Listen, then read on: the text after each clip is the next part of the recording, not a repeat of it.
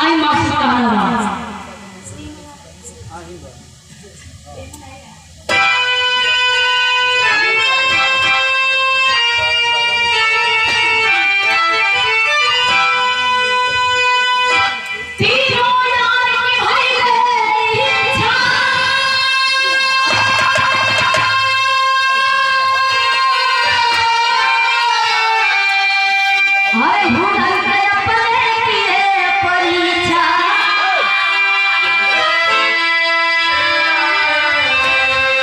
कला से भला न भइले तीनों रहे गरीब।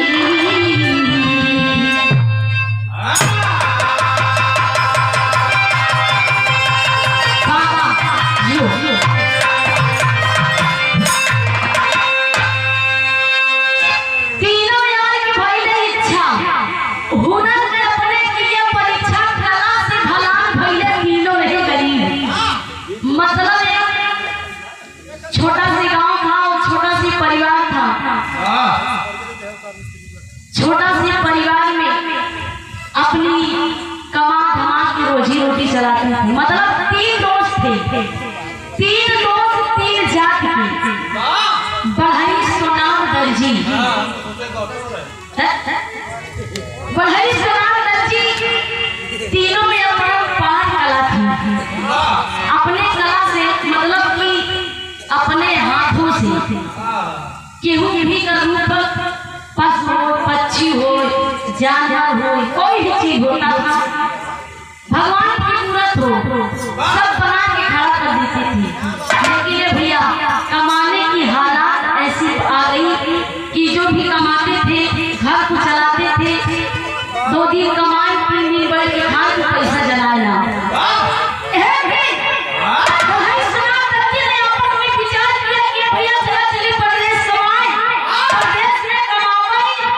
पैसा कमाई कमाई की भेजा लड़का पड़ी है, खेती बाड़ी हो घर हमारी ही मेहनत बन वही बताए ना मेरा भी बैठाया दुकानी की दुकानदारी हुई। तो सूरज जी तुम अपने बगल में बिठाई है और अपना बढ़िया दुकानदारी हुई।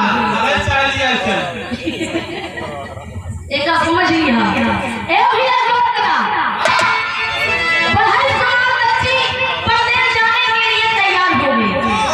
जब परदेश जाते रास्ते में एक जंगल मिला, उसी जंगल में एक विचार करती हिमाचल कव्वाली को परम कहना बा।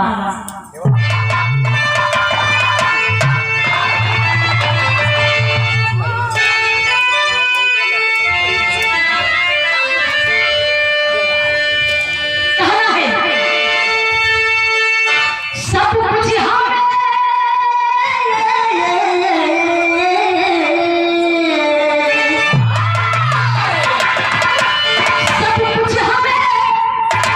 कुछ हमें अल्लाह के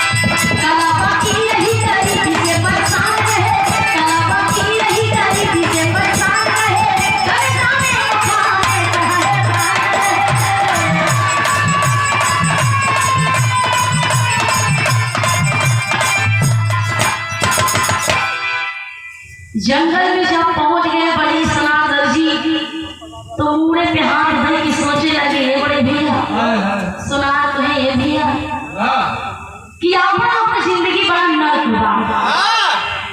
दर्जी बोला ये भाई ऐसे काहे बोला तू मैं का करी यार ये जिंदगी में कहानी अपने भरे में जन्म नहीं भई कि ना सही से कमाई पावत है ना सही से खाई पावत है। तो सोना दिमाग भी लगाया बढ़ाई से कहने लगा ये भैया हम तीनों जनी दोस्त ही अगर तू सबसे श्रेष्ठ हुआ तो तुम्हारे अंदर बड़ा कला बना अगर तू कुछ कह सका तो ऐसा चीज बनावा अपने हाथे से कि तुम्हारे साथे साथे हमारा नाम हुई जाए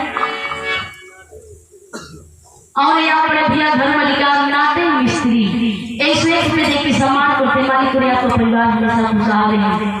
ए भैया बढ़ाई अपना हुनर दिखाने लगा की बात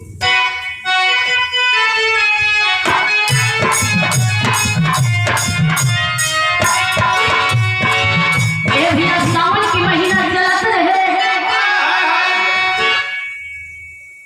और पटना डाला बा ललिता अपने सखियों के साथ पटना एकदम चपक के चमाए हैं। ललिता नहीं तो पटना ऐसे पटना न रुके पटना उठना राधा कहीं काहे रुकी हो रही कहीं नहीं ऐसा न रुकी पहले अपने कान्हा के बुलावा कान्हा आवाज देती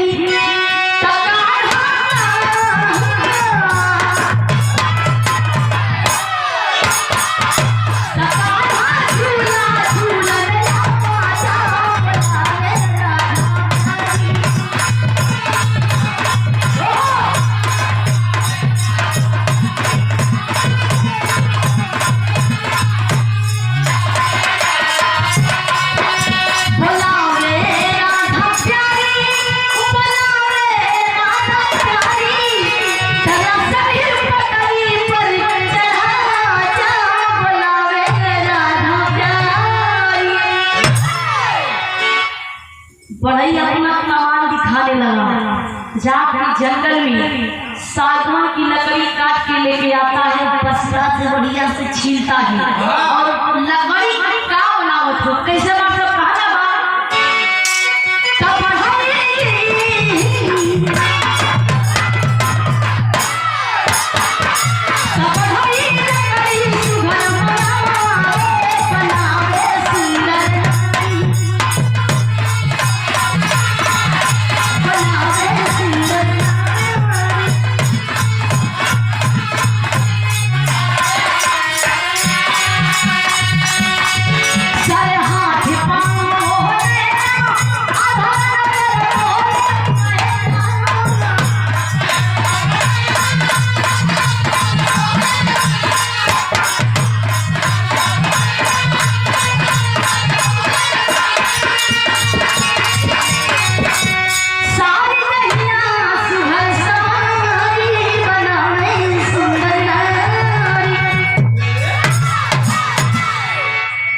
बढ़ई बसरा से लकड़ी छील के काट के इंची टेप से नाप के बीचों बीच जंगल पे एक लकड़ी की मूर्त बनाता है। हाथ बना दिया और नाक मुंह होठ आंख कान शरीर मतलब शरीर के एक एक लकड़ी से बना दिया। लकड़ी से जब बना दिया ये भैया तो दर्जी देख एकदम चौंकियाई है। बढ़ई भैया इतना चीज कही है हम तो कपड़ा सिली थी एक चोरी अगर हम पहनाई देंगे कि बड़ा काप लगा तो दर्जी का पढ़ा सिला थी गीत बदल गई मासू बजा कर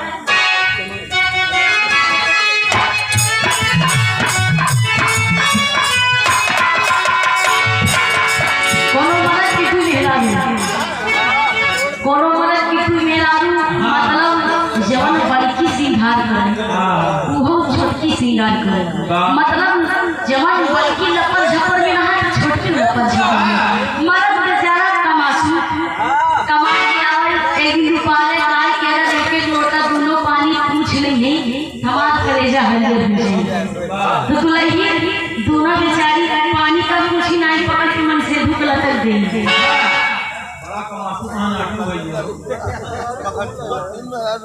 और यहाँ पर भैया उपासना गोरे बीरापुर की धरती से 100 रुपए की सम्मान करती है आशीर्वाद की कामना। 120 रुपए कल्पना के नमस्कार।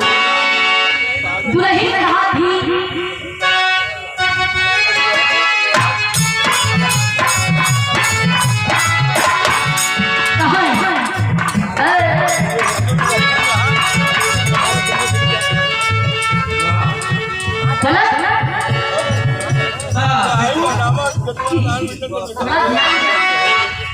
अच्छा गेम हो रहा है। सुनिए हम प्यार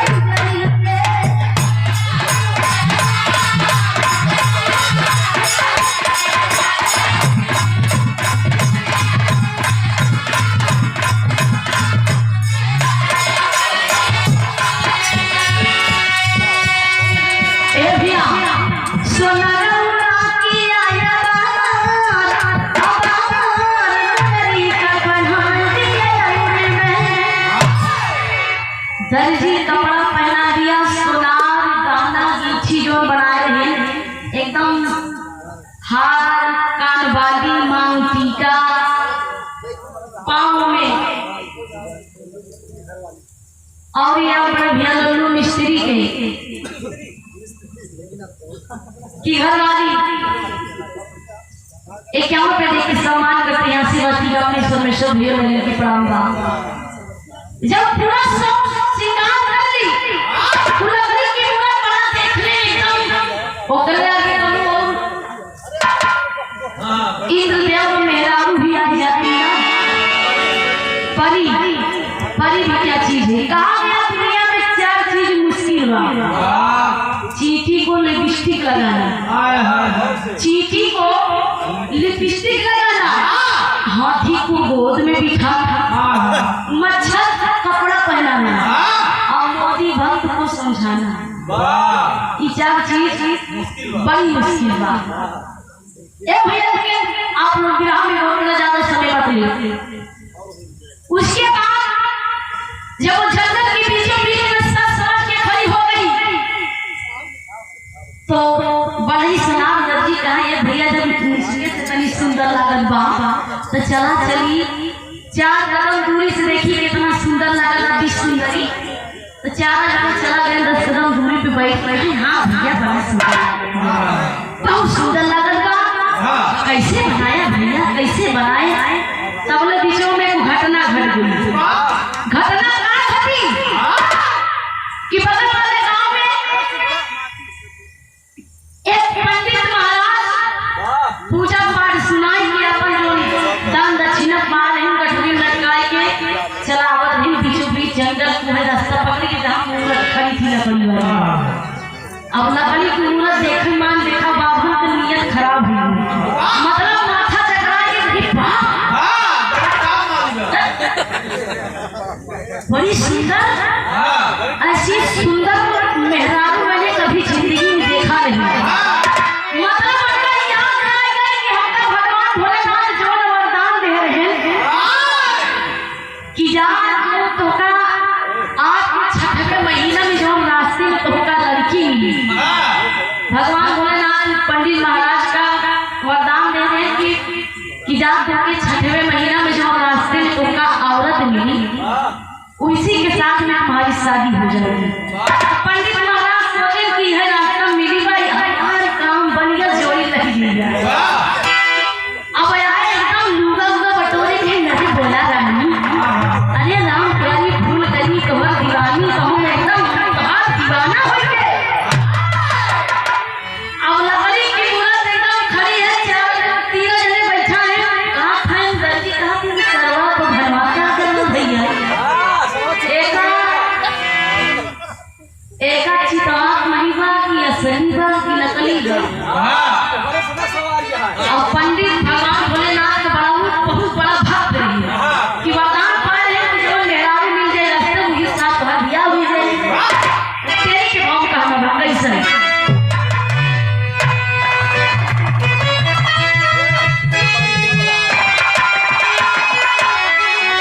गुजरिया एक बनौले सुंदरी अरे गुजरिया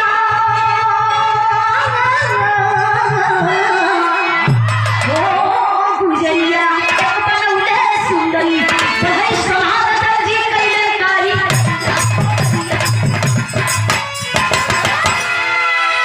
पंडित महाराज कहने हमारा राम प्यारी बोला एक आखिर बोलता हमारा कमर दिया हो जली तुम दान दक्षिणा पाए है कब भी कौवा जाता अच्छा भैया रोटी पोला मोने मरचा लासू मारी और बढ़िया पेट भोजन हुई बेचारी एकदम ऐसे टकटका टक खड़ी गा तीनों जने कहां थे भैया चलेगा तो यार मलई चलेगा कहने भैया आए तो चला देखा पंडित था मंडप बगाई है पंडित का फिर बोला बोला गीत बढ़िया बजाओ थे कोनो नई नवेली दुल्हन अपने नैहर से ससुरे आए तन्ना दोनों कई एतना में बुनिया एतना में पूरी सब्जी चावल आगे आगे के ये भोगी काटा इज्जत घर बनावा हाँ और टेंशन नहीं मैं समाज को भक्त था लेकिन ननद हाथ बोला बोला काटा काटा काटा काटा ये भौजी काटा हो काटा काटा भौजी काटा हो काटा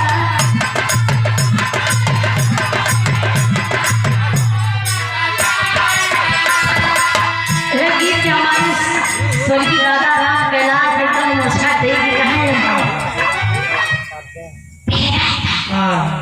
दादा राम कैलाश जैसे भैंस खूंटा में ज्यादा भी पेरा वैसे दुल्हन पिया के आगे पेरा सुने वाली बड़े का भैया आप सब महान हुआ जमीन पे बैठे वाले जमींदार हुआ चौकी पे बैठे वाले चौकीदार बताएं कि माइक में बोले वाले मक्कार गद्दा पे बैठे वाले गद्दार सारी विपत्ति बताएं कान महुआ गपेला नाम चाय घुमसना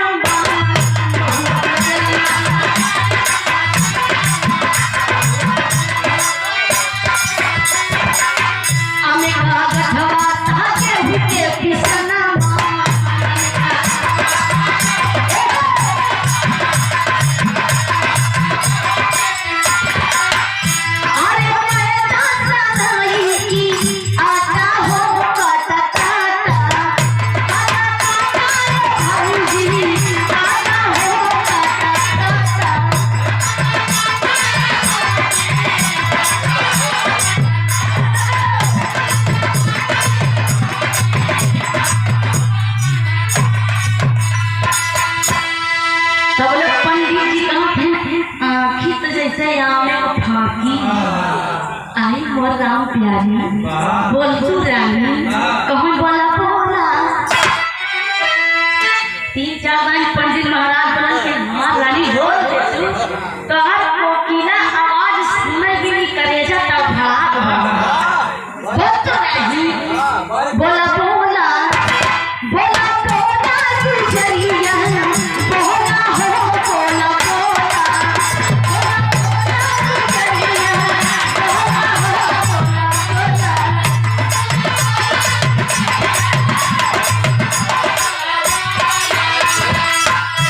पंडित जी एक बात कहा है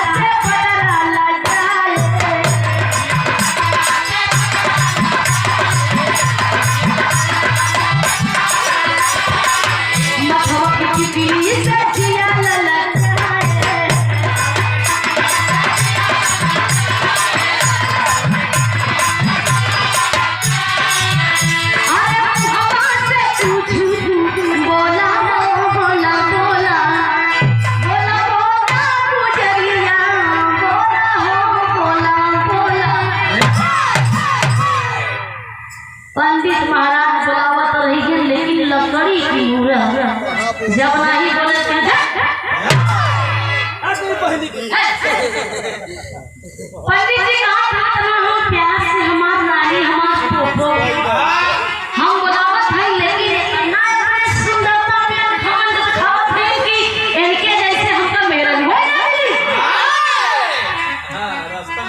अब पंडित महाराज सोचन की जब हम चीज बोलत नहीं है तो हम हाथ पकड़ के लिया जाए। अब बढ़ई लोग सोनार लोग दर्जी लोग ओका खिल्ला से ठोक ठोक के चारों हाथ गोड़ जोड़े। जब पंडित सोचन कि हम हाथ पकड़ के इनके लिया जैसे हाथ पकड़े वैसे एक खिल्ला खड़ा हाथ बिगड़ से बढ़ई सुना दर्जी छिना के पंडित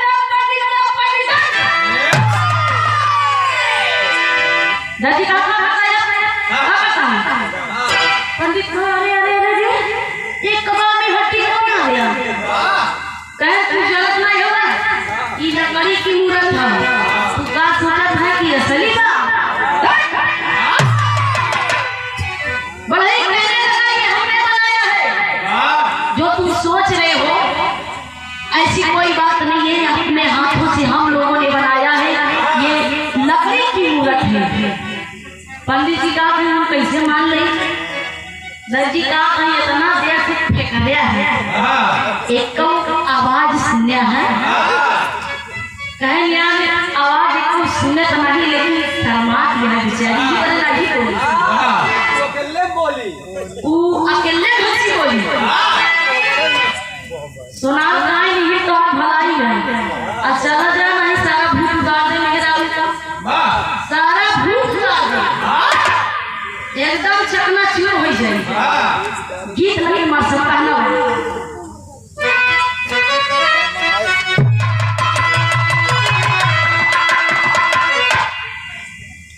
हमारे जो आज के धरती की धरोहर नहीं है, 3 हस्तियां जिनके द्वारा हम लोगों को सीख मिलता है। पुरान ऐसी चीज छोड़ के चले गए कि आज भी गाँव तो भी नया लगता है। दादा रखते हैं से गीत गए कैसे गाँव कोनो भोरहरी में 4 बजे दुल्हन अपने सही से कहे का कहे मुर्गा बोले कुकुर को मुर्गा बोले छोड़ी दांत लाई जी छोड़ी दांत लाई जी लाज हमारा सैया भोर हो जाई जी भोर हो जाई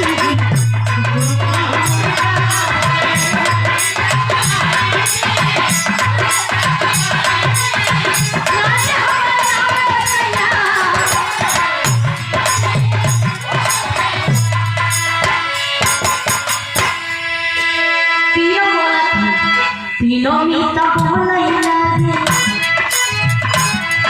ब्राह्मण महाराज आप सुन लीजिए, मैं आपसे क्या कहना चाहता हूँ, मतलब पंडित सुना दर्जी पंडित से कहूँ।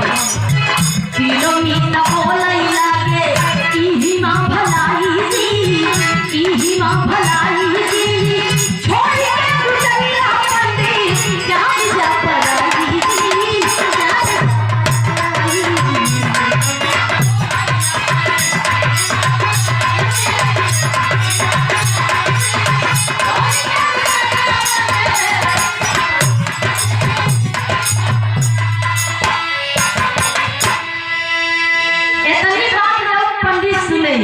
पंडित ने को बात कहती पंडित ने छोड़ के हम कैसे जाना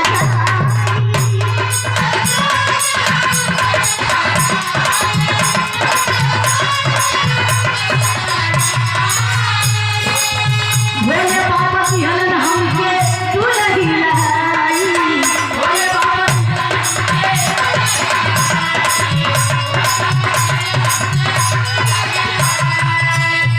आज के साथ भावरी फिराई भावरी फिराई छोड़ के गुजरिया पासी जान जा पराई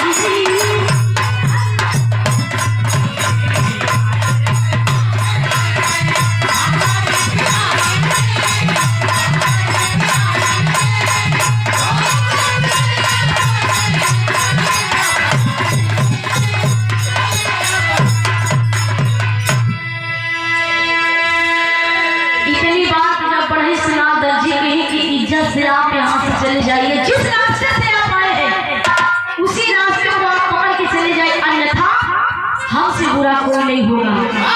ए भैया पंडित कहाँ ऐसे ना करे से हम ना जाई, हम जाए तो अपन मेहरारू लिवाई की जाई। बहरी समाज दर्जी कहने लगी कि अच्छा अपने मेहरारू के लिया कि जावा तो साबुत कैसे कर, कितना बड़ा भगवान भोलेनाथ का भक्त हुआ तू, इतना बड़ा भगवान भोलेनाथ का भक्त हुआ तो धरती पे भगवान जी को बुलाए हुआ। पंडित कहाँ चले हम भगवान भोलेनाथ का तपस्या में ली हुई तो हमारे मेहरारू ने की करा है। तो बड़ाई कहा मैं वचन देता हूँ ये लकड़ी की मूर्त है यही पर रहेगी, अन्यथा कहीं नहीं जाएगी। 16 झंडी रख के कहा ओम नमः शिवाय, ओम नमः शिवाय, ओम नमः शिवाय। भगवान भोलेनाथ भक्त पंडित की आवाज सुनकर एक ब्राह्मण के रूप में प्रकट हो गए। जब ब्राह्मण के रूप में प्रकट हो गए तो बड़े स्नान दर्जी कहाँ था अगले सवा एक पंडित रहा ना दूसरी पंडित हुई। अब ई शादी करी कि वो शादी करी, और यहाँ पर भी राम सुमेर जादूगर की धरती से 21 रुपए का प्राण जी की सम्मान किए। आप बड़े भैया सनी हिचवापुर की धरती से 101 रुपए देके सम्मान करते हैं। शिवा टीका में नमस्कार। और ये आप बड़े भैया घर मालिका की तरफ से लल्लू मिस्त्री के मौसी नेवादा की धरती से 21 रुपए का प्राण पुरस्कार है। एक सौ में सब पंच के नमस्कार गाँव के पड़ापा आशीर्वाद की कामना कि हम बच्चे पढ़े कला के क्षेत्र में कामयाब रहे।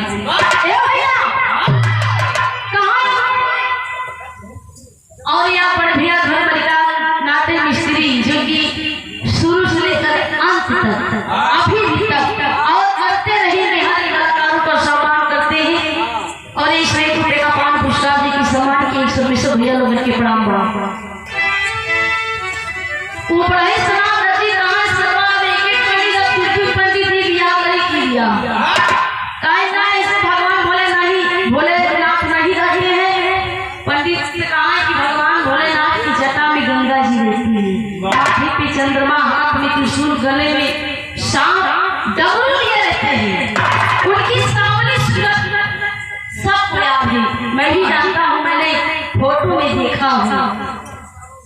पंडित महाराज भगवान भोलेनाथ से कहा यह भोलेनाथ की जतिया बचाएगा, इज्जतिया बचाएगा हमारी। फिर गलती होती एकदम माने बहन हमारी इज्जत बचाएगा और तो पड़ी।